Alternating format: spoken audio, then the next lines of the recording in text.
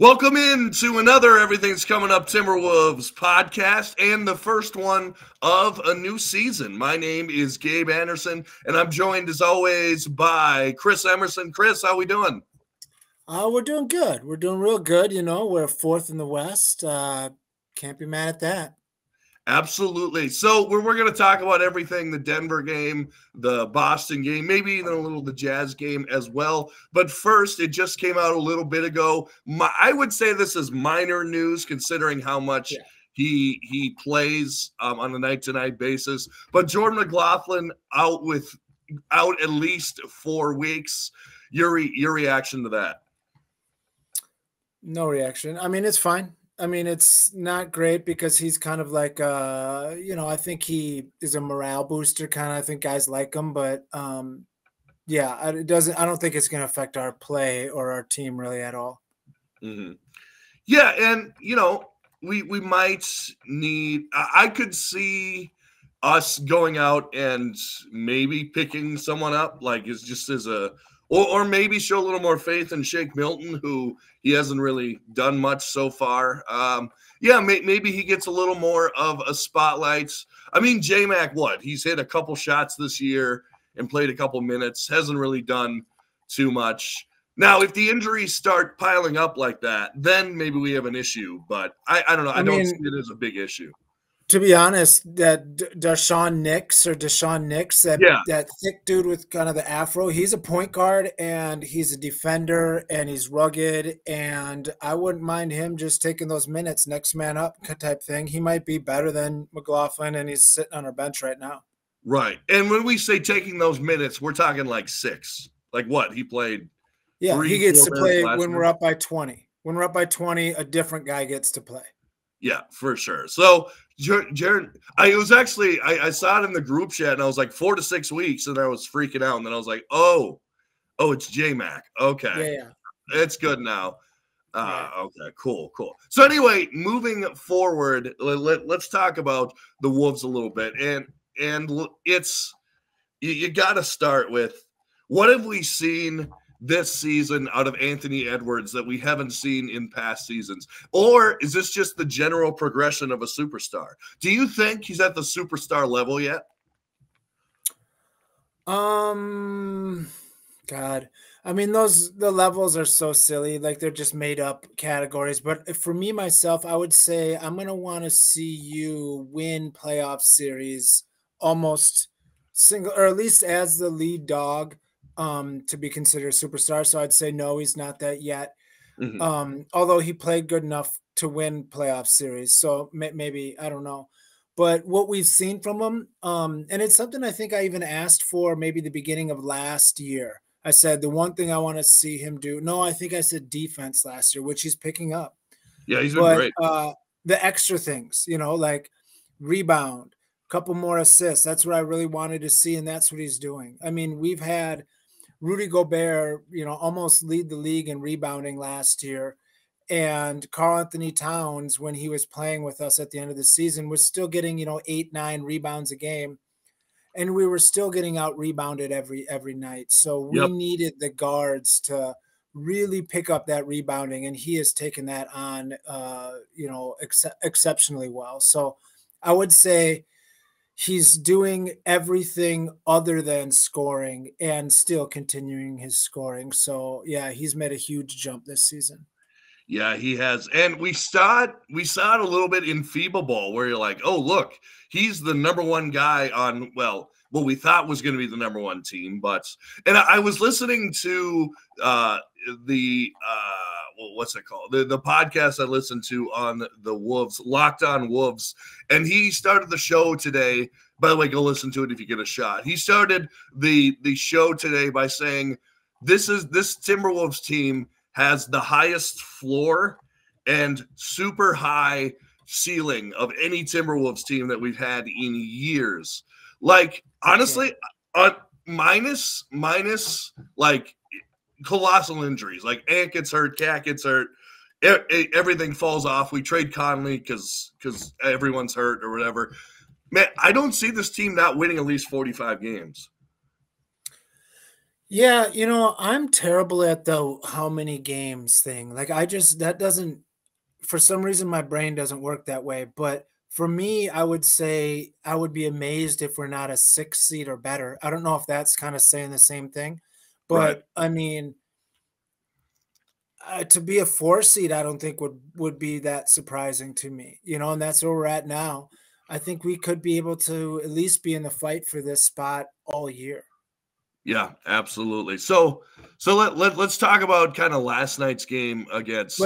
I want to Oh, say go ahead. one thing about that, which with that podcast you said. So he said, the best team maybe ever, and that sounds super crazy. We had a Western Conference Finals team, but people need to understand, like, that are maybe new Timberwolves fans or maybe just younger people. Like, the Timberwolves have made it out of the first round one time Uh-huh. in all of history. So, like, yeah, we could easily have the best team. Like, it's not like that team with Garnett was like, I mean, they played well, but like they were kind of, a lot of them were kind of past their prime. Like, it wasn't really that great of a team. We had Irvin Johnson starting at center. Like, it was an okay team. Mhm. Garnett was a monster. And that's what we need. We need Edwards to be in MVP talk type play. Like, he needs to be talked in as a top 5 player in the MVP race. Rudy needs to be a defensive player of the year, and Cat needs to, be a 20-point scorer and, a lethal shooter. That's what we need. And we're getting 2 of those right now. Right. If Cat steps up and plays the way he easily should be able to play, and if he plays within the system and doesn't do things that make us worse, um, it's easy to say we probably have the best team in Timberwolves history currently right now. I agree. I agree. And let's talk about that. How about the fact there were so many things in that Denver game that Boston game last night that went against us. Rudy Gobert shooting 2 for 11 from the free throw line, Right. 23 turnovers, Cat having 7 points, following out and just not taking advantage of his matchup. We Well, only had. Yeah, go ahead. everything that they tried to, every move they played on us, every chess move they played worked perfectly. They put Mhm. a point guard on Cat, which I've been saying for years. If Cat can't punish a shooting guard that defends him, then all of his benefit is gone. He's just a slow 2 guard, Like, if you Mhm. can't post up and kill a little guy, you're no longer a big man. You're just a shooting guard. So Right. that worked. And then they were daring McDaniels to shoot. In the first half, or at least the first quarter, he was like 0 for 6. So, like, everything was working for them. Every pawn they played was working great. And like you said, we just hung in there. Mhm. Yeah, I agree with you, and it was great because also I want to say he's been getting some hate online from someone in particular, but I think Mike Conley is the perfect match for this team. He's not a guy. He's not a high usage guy. He's not needed to throw up a lot of shots. See, that's the thing, and this is what I said in the chat that we were talking about. D'Lo is a better player than Mike Conley at this point of his career, at least a better scorer. But Mike Conley is a better fit for what we're doing because Mike Conley on offense, he is like probably the 5th option on the court right now. We don't need him to chuck up threes. If he's wide open, Right. sure, put up a 3, or Ant penetrates, kicks it out to the corner to a Conley. But we don't need him to do D'Lo things in order to succeed. And I think we're seeing that this year. And I think even more importantly, you don't want them to. And I think Right. that's something people don't understand when they're looking at trades or when they're looking at how a roster's built. Is you might see, God, that point guard only averages X amount of points a game, or, well, like, he can't really shoot or whatever. But it's like, you can't have 5 guys that are 20-point scorers. Like, that doesn't happen. There's not enough basketballs. There's not enough shots. So you need a guy that just makes the perfect, hockey assist, or when it swings to him, he swings it to the right place. Or when there's a guy driving to the lane, he spaces out to the 3-point line to pull his defender. Like, the little things that make the game work. That's what you need. And that's what Conley does. And he hit 3 shots that game, maybe. And he had a little floater, I think, to tie the game, or to it was huge. He hit that huge 3-pointer that pretty much gave us a chance to win the game. Like, that's what you need. You need a guy that isn't going to be 10 for 20. I want a guy who's 3 for 4. You know what I mean? Right.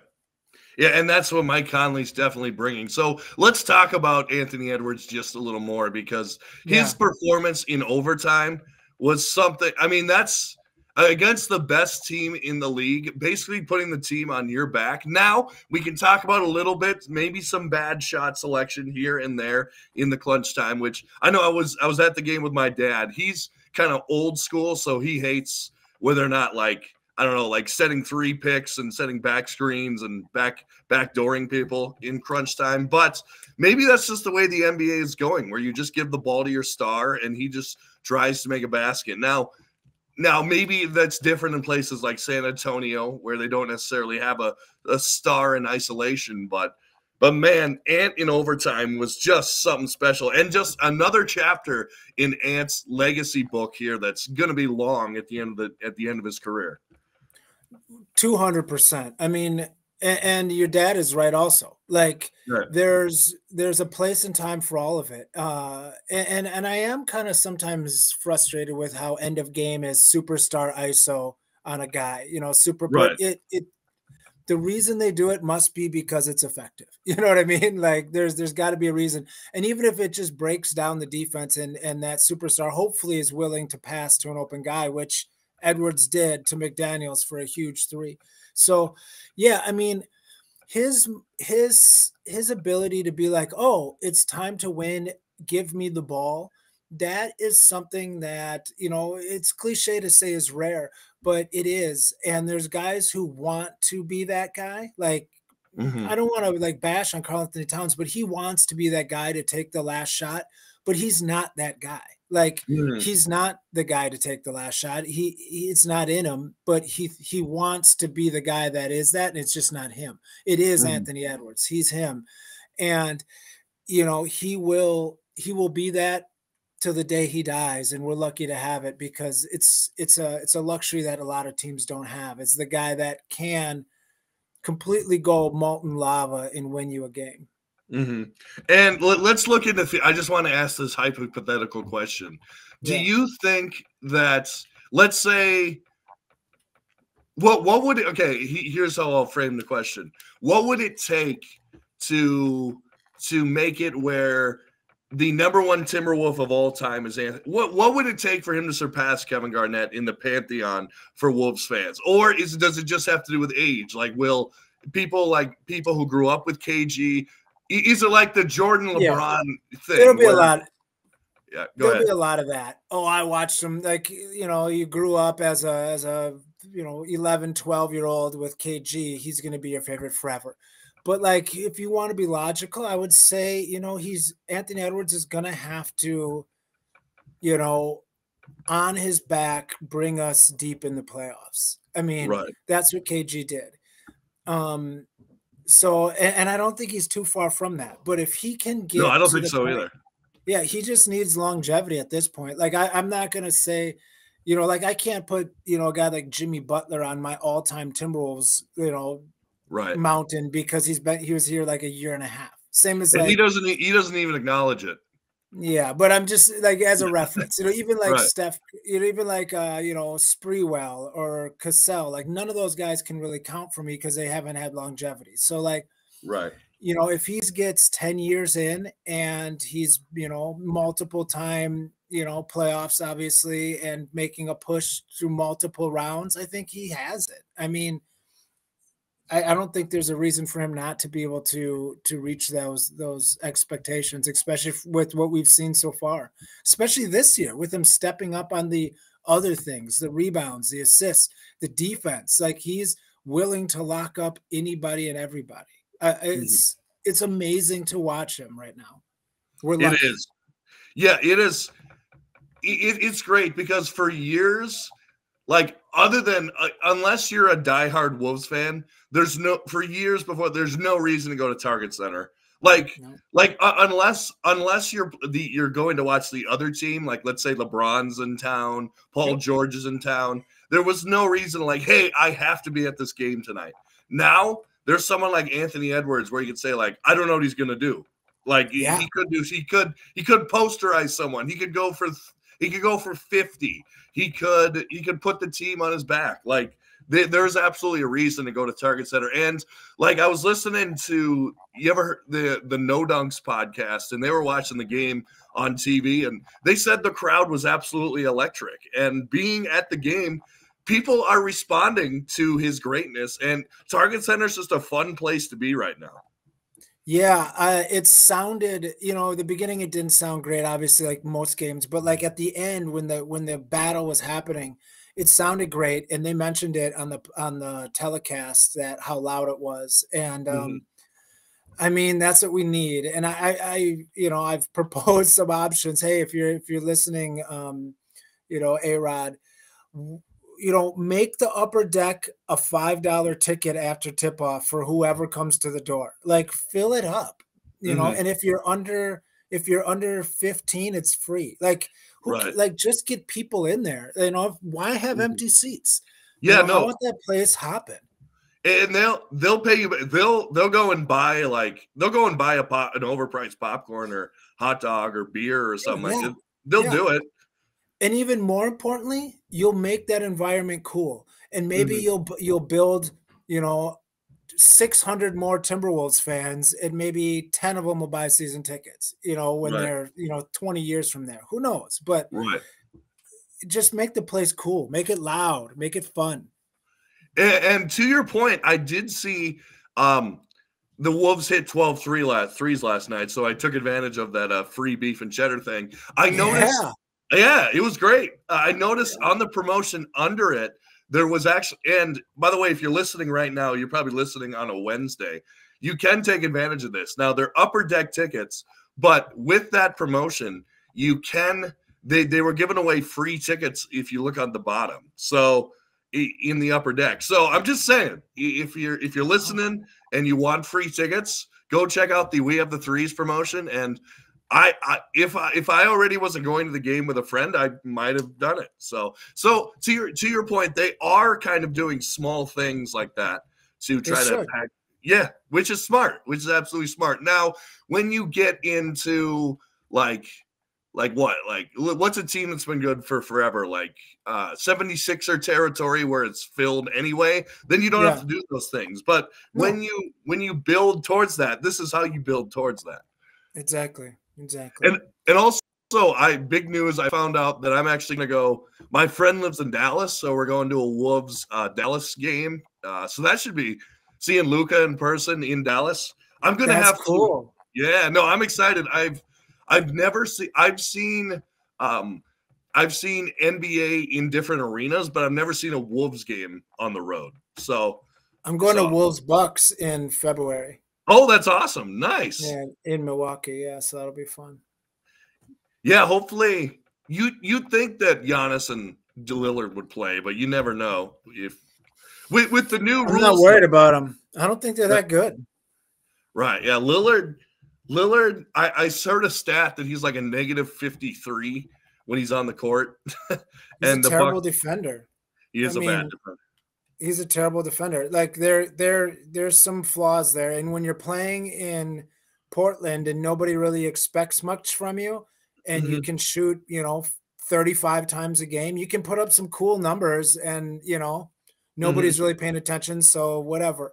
But now, you're going to have a little more scrutiny if you're going to be a number 1, 2, 3 seed type thing. And we'll see what happens. But I'm not too worried about them. They'll have to deal with us. Yeah, one note on the Milwaukee Bucks. Our good friend Michael Beasley hasn't played too much for them, and I think the reason is Malik. Yeah. Oh, sorry. Yeah. Well, Michael Beasley hasn't played either, but that's for other reasons. But Malik Beasley hasn't played too much for them, and I think it's because you can't justify playing Damian Lillard and Malik Beasley at the same time. It's just two bad defensive guards. Remember when Malik Beasley said he wanted to be Defensive Player of the Year? Yeah, We are. and I remember the Milwaukee Bucks tweeting out something this year that said they're going to have Beasley guard the other team's number one option. And I said, good luck with that. Dude, like guards against Milwaukee this year, like Brunson went for 45. Someone last night went for 45. I forgot who it was. They have no perimeter defense. Zero. Yeah, no perimeter. Ants should eat. Ants should absolutely eat. Oh, yeah. When they play Milwaukee. So let's talk about another guy who's been playing fantastic, someone who you mentioned a little bit earlier. How about the fact, those of us who didn't freak out about Rudy Gobert having a rough year last year and knew that it took time that Rome was not built in a day. And the fact that a three-time defensive player of the year doesn't just poof turn into an average player. Yeah, exactly. How about the fact that Rudy Gobert is the number one rated defensive player, not on the Wolves, not in the Western Conference, in the entire league. And it's not even close. And it wasn't close. He's like, they do it by, a number, whatever. And he's like he's like 101, and the next best is like 103, and then 103, and then 104. So he's like multiple points ahead of second place. Yeah, he's crushing it. And he passes the eye test. And not only that, he is jumping out of the gym. Like he's catching those alley-oops, and both of his elbows are above the rim as he's slamming it down. Like he is that one-handed, I think it was a reach back right-handed alley-oop he caught was sick. That was great. I saw that live. I thought he threw it too high. I'm like, oh, what are you doing? And then he just comes down with it. It was like, what? Yeah. He's defending on the perimeter amazingly. It's almost like this Hall of Fame defender, maybe go down as maybe one of the greatest defenders of all time, accolades wise.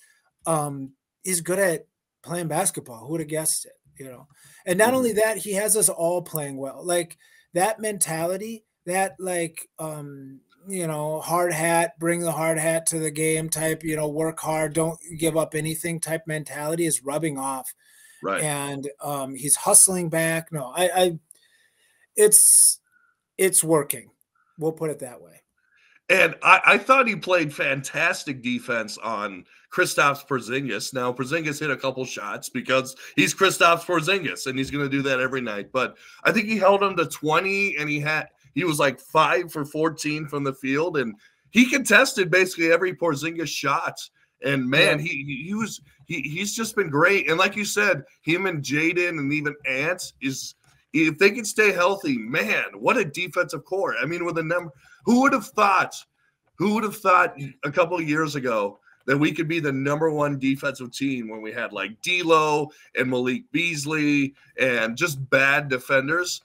Mike Conley, a great defender. I wouldn't say great, but pretty good defender as well. Better than D'Lo, certainly. Well, and in those same ratings, Karl-Anthony Towns is rated like 6th.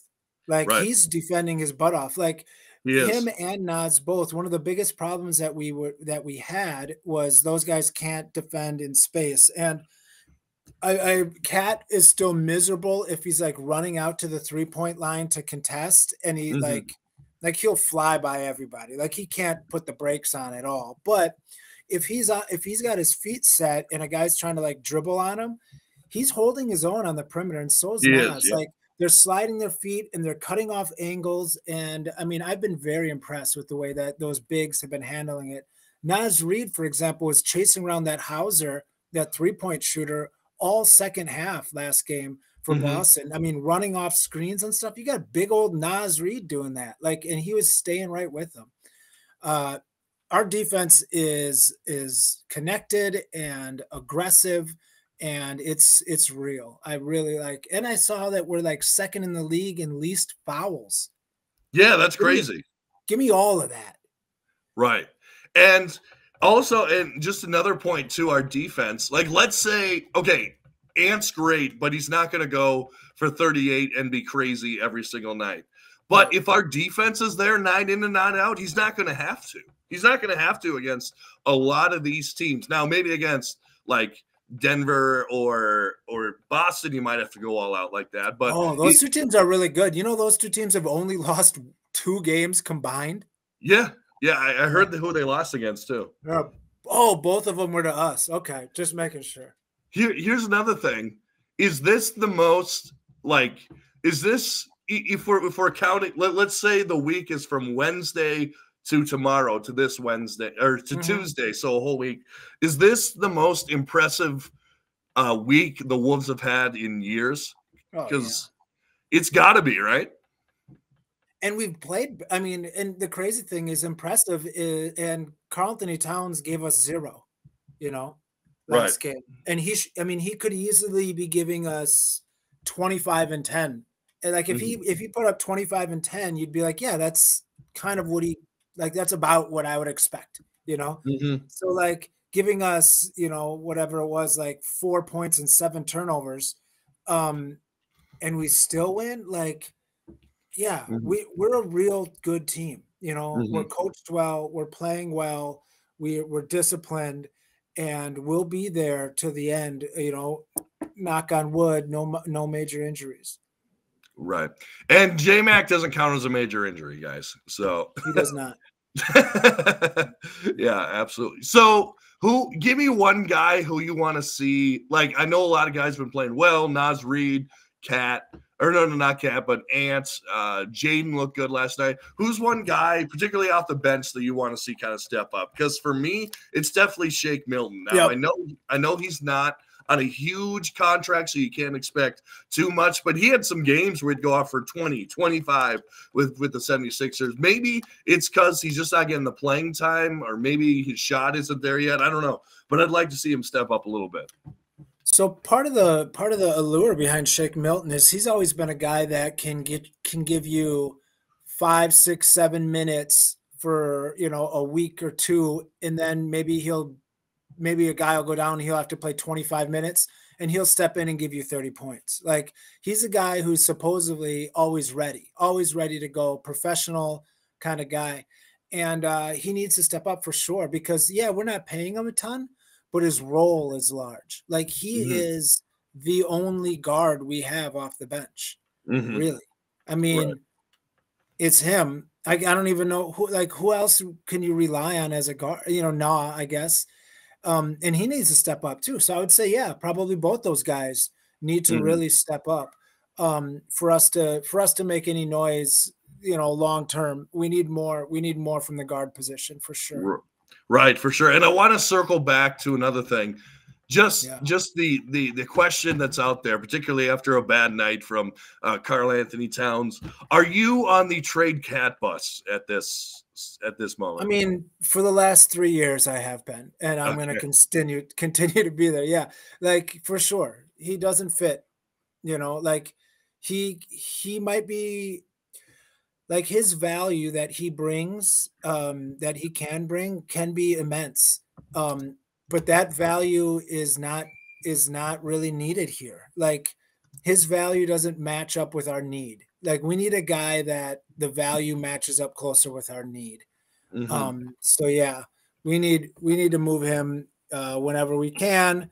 But also we need to get good value back. Right, for sure. And like, I'm not looking to move him just for bums or backups. Like, if we trade Karl-Anthony Towns, we need to have a new starter in our lineup, coming in. Not like, oh, we got 3 good role players and some draft picks. No, I need a guy. Like, I need a guy that can score us 20 points a game every night, because that's what we're losing.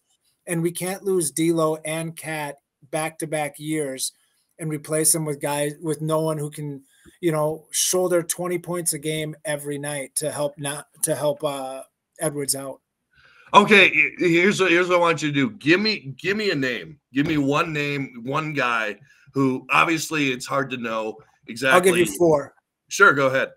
Here's the 4 names I would go after, in no order: Zach LaVine, DeJounte Murray, Anthony Simons, and Tyler Hero.